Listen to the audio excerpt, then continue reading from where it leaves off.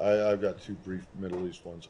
One on the ever since the latest UN Security Council resolution extending the UNIFIL mandate was adopted, there have been questions about whether the administration is changing the previous administration's policy on recognition of Israeli sovereignty over the Golan Heights. Can you, once and for all, answer the question?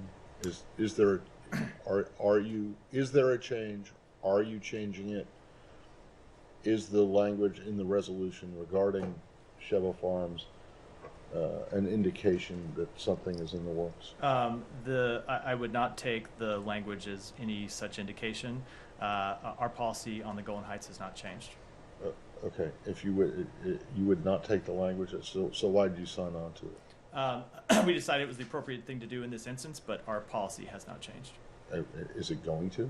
I don't have any announcements about steps to take. Should we get into Western Sahara now? Please. I don't have any announcements to make about steps that we may or may not take down the road. All right. And then secondly... What is the policy?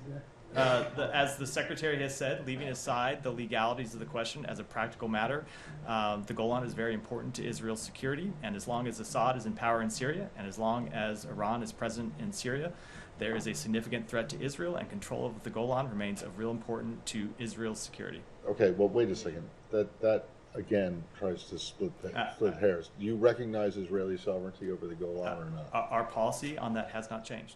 So you do? The United States has okay, taken a so you're talking about, wait, hold on. You're talking about the policy of the United States that was enunciated by the Trump administration, and that has not changed. It has not changed.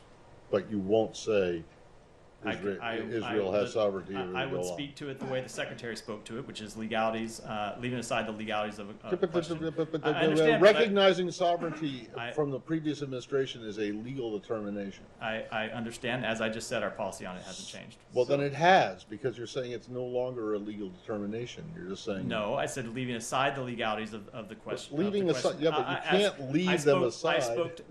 I spoke to the practicalities of it. But I also reiterated, as we have in the past, that the policy hasn't changed. So all right. the issue of sovereignty is not contingent upon sovereignty itself, but contingent upon who rules Syria? Is that what you're saying? I was speaking to as long as the president of Syria... the practicalities of the situation as the Secretary has in the past. But as a policy matter, the United States policy remains the same. Well, look, can you go back to that? Can you go back to your lawyers and find out what exactly it is? Because, I mean, look, the Trump administration said that it was recognizing Israeli sovereignty over the Golan. You guys seem to be doing something short of that by saying, leaving aside the legal questions, the practicalities are. Well, the practicalities in a lot of places are, you know, we want to get into the Chagos Islands, and, you know, people from there are here this week, too. And anyway, my second